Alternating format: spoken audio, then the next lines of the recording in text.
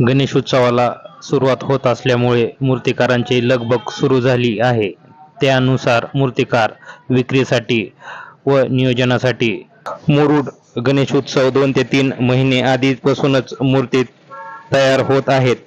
त्यामुळे मुरुड ग्रामपंचायत मूर्तिकारासाठी नियमावली तयार केली आहे. आज गणेशोत्सवाबाबत पहिली नियमावली जाहीर केली.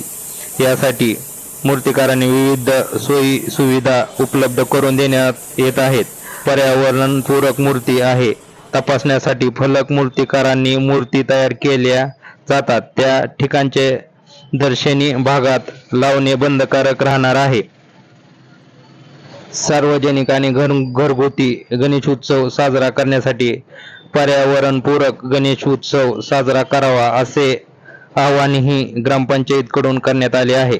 मुरुड पर्यावरणात पूरक गणेशोत्सव साजरा करण्यासाठी याबाबत सातत्याने ग्रामपंचायतीकडून सूचना दिल्या जात आहेत की पर्यावरणपूरक शाडू मूर्ती बनवणाऱ्या सवलती दिली आहे.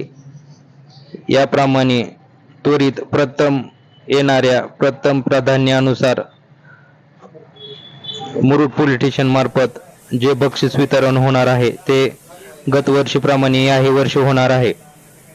यासाठी मूर्तिकारांनी ऑनलाईन अर्ज करणे तितकेच बंधनकारक ठरले आहे. मंडळासाठी व परवान्यासाठी पोलीस प्रशासनाकडून मागणी करणे तेवढेच बंधनकारक राहणार आहे.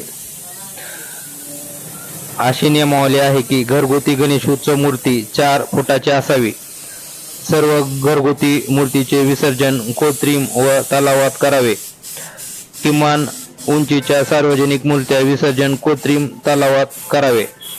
मूर्तिकारांनी नगर कसं जायला यावेळेस गणपतीचं उत्पन्न साधारण किती माल केला ह्या वर्षी?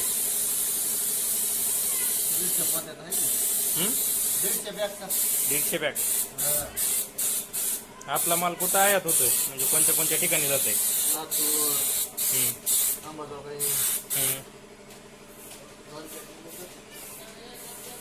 सर्वात मोठी मूर्ती किती फुटाची केली? 5 फुटाची. त्यातमध्ये गणपतीचे प्रकार किती? दगडूशेठ लालबाग आहे, हां मध्ये आहे, हां पेशवा आहे.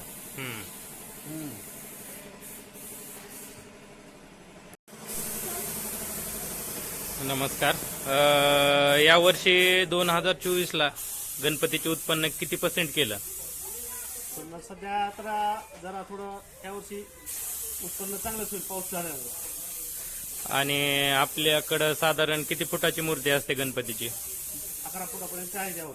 आणि कोणत्या कोणत्या गावात आणि जिल्ह्यात आपल्या मूर्त्या आयात होतात? बीड जिल्ह्यात जातात, लातूर. लातूर प्रॉपर आपला जिल्हा तर फेमस आहे गणपतीसाठी. आपलं नाव सांगू शकता का पूर्ण? भगवान कुंभार. याच्यातून आपल्याला जी काय रक्कम येणारी आहे ती पुरेपूर येते का? जी मटेरियलला गुंतवलेली असते ती? आता सध्या ते साधारण एक गणेश मूर्ती रंगवताना किती कलर जातोय तुमचा? साधारण तसा अंदाज सांगता येत नाही कलरचा. अच्छा. कमी जास्त कलर मध्ये होत असतं. अच्छा. कोणता कलर वापरताय? काय वॉटरप्रूफ कलर असतात, काय समजा वॉटर बेस कलर असतात. अच्छा. गेल्या वर्षीचे गणपती तुमच्याकडे या वर्षी रंगवायला येतात का? कोणचा गणेश मंडळ?